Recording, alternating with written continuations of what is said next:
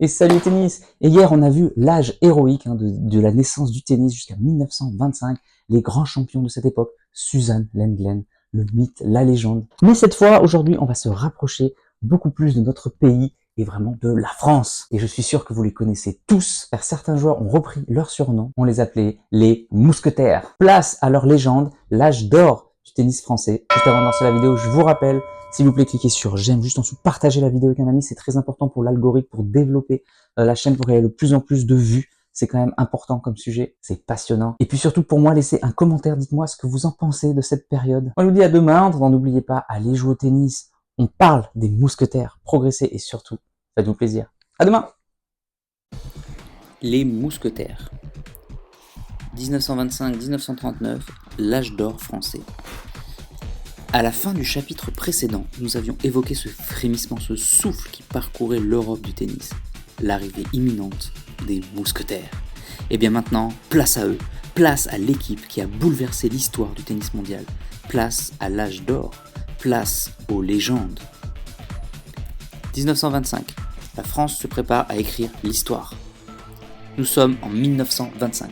Le tennis français n'est plus un outsider, il est en pleine ascension, gonflé par la modernité, les structures nouvelles et l'élan créé par la Première Guerre mondiale, et par des figures comme Suzanne Lenglen qui ont remis la France sur la carte du tennis mondial. Et soudain, comme si les astres s'alignaient, 4 joueurs apparaissent en même temps, 4 talents, 4 personnalités, 4 styles parfaitement complémentaires. On ne les a pas appelés les mousquetaires pour rien. Ils ne sont pas 4 joueurs, ils sont un ordre, une fraternité, un mythe. Voici leur nom. Jean Borotra, le basque bondissant, toujours en mouvement, un funambule du filet. Jacques Brugnon, le stratège du double, l'homme de confiance, le ciment de l'équipe. Henri Cochet, le magicien, capable de coups impossibles, improvisateur génial. René Lacoste, le crocodile, analyse froide, intelligence inhumaine, rigueur absolue.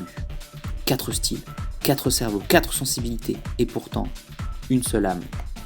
On aurait aussi pu les appeler les 4 fantastiques. 1927, le choc. La France défie les États-Unis. À l'époque, un pays domine tout. Les États-Unis de Bill Tilden, la meilleure équipe du monde. La Coupe Davis est leur propriété privée.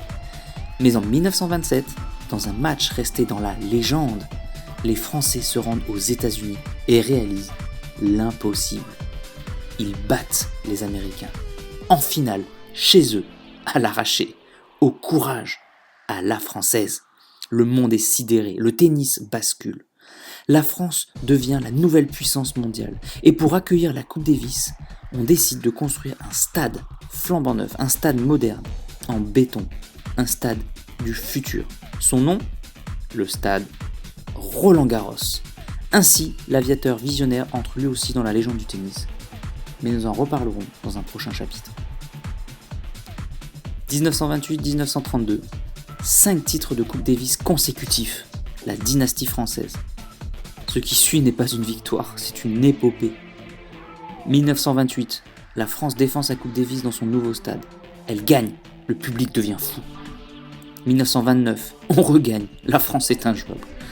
1930, et encore, la domination est totale. 1931, toujours, le monde est résigné. 1932, 5e titre consécutif. Historique. Les mousquetaires ont transformé la Coupe Davis en épreuve française. La compétition devient un théâtre, et eux, les protagonistes d'une saga nationale. Les styles légendaires, 4 personnalités, une harmonie parfaite.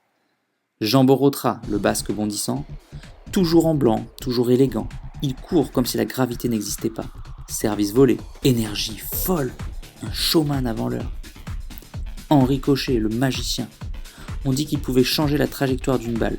Après l'avoir frappé, toucher surnaturel, coup droit foudroyant, inspiration permanente. René Lacoste, le crocodile.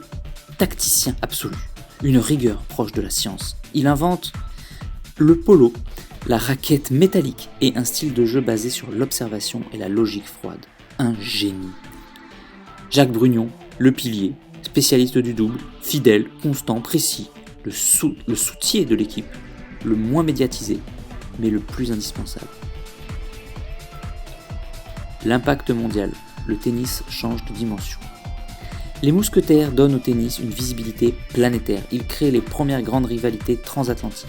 Ils donnent envie à des millions de jeunes de se lancer dans ce sport. Ils ouvrent la voie à l'ère du tennis moderne.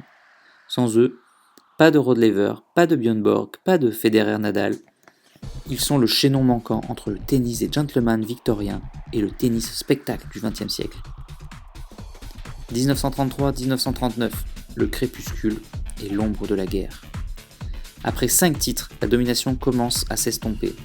Les États-Unis reviennent, l'Australie émerge, les mousquetaires vieillissent, et le monde, à nouveau, s'assombrit. La Seconde Guerre mondiale approche, le tennis se tait, les championnats se figent. Un âge vient de s'achever. Mais leur héritage, lui, ne s'éteindra jamais. Conclusion. Les mousquetaires ne sont pas que 4 champions, ils sont un mythe fondateur, une dynastie, un âge d'or. Ils ont donné à la France et au monde l'un des plus beaux chapitres de l'histoire du tennis. Quand on marche dans les allées de Roland-Garros, quand on entend résonner la Coupe Davis, quand on voit un joueur courir au filet en criant « Allez !», c'est un peu l'esprit des mousquetaires qui continuent de vivre. Allez !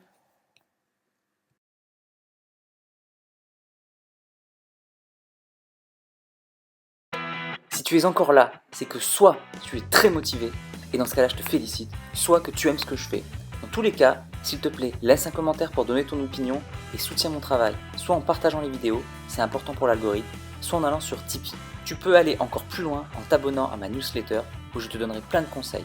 Rien de plus facile, clique sur le lien dans la description. À bientôt.